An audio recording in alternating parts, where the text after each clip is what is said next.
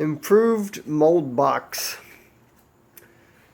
Which I'll be able to use this and pour different amounts of plaster and just, change the angle of the actual box, just by changing these up, cutting different series of braces so that I can tilt it this way or tilt it that way.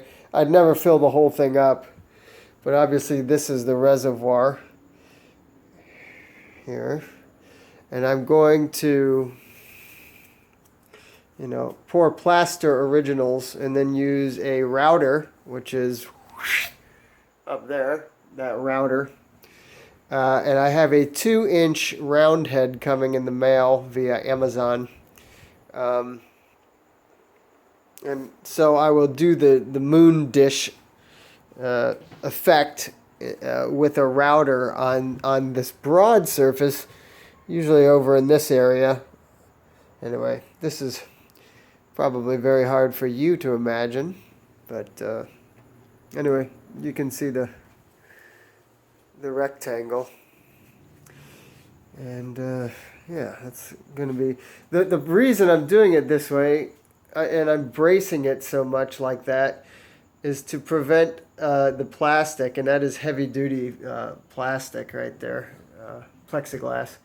I'm preventing it, hopefully, from bending and bowing and creating these these surfaces that might look pretty flat, but are actually dished just enough that it'll take me a week or two usually on big pieces to grind, just to flatten, which is what happened with my original pieces, which are down there in the bottom. These are all wrapped up now. They're all done at 220. They've been shaped at 80 and then refined a little bit at 220, and then I'm going to be grinding them with the can I zoom in? Oh yes, with the angle grinder heads going up 400, 800, etc. Anyway, so the idea here is with the plaster original that I'm going to pour into that, hopefully it'll be extremely flat, and it'll save me 2 weeks on each piece of grinding.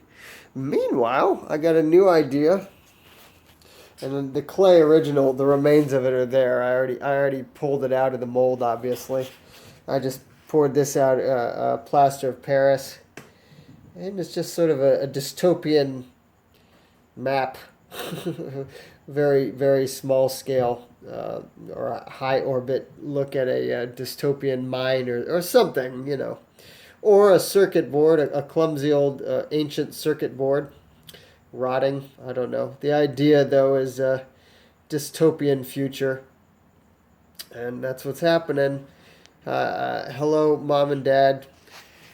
I guess I should say this is Prepared to be Bored. I'm keeping it short this time. The last one I did was in July, early July. That's when I was just starting on those pieces that are on the down on the bottom there, and I was starting with the 80 grit. It took me 2 months, 2 full months, to grind those to 80 grit, and that's why I'm coming up with this new methodology.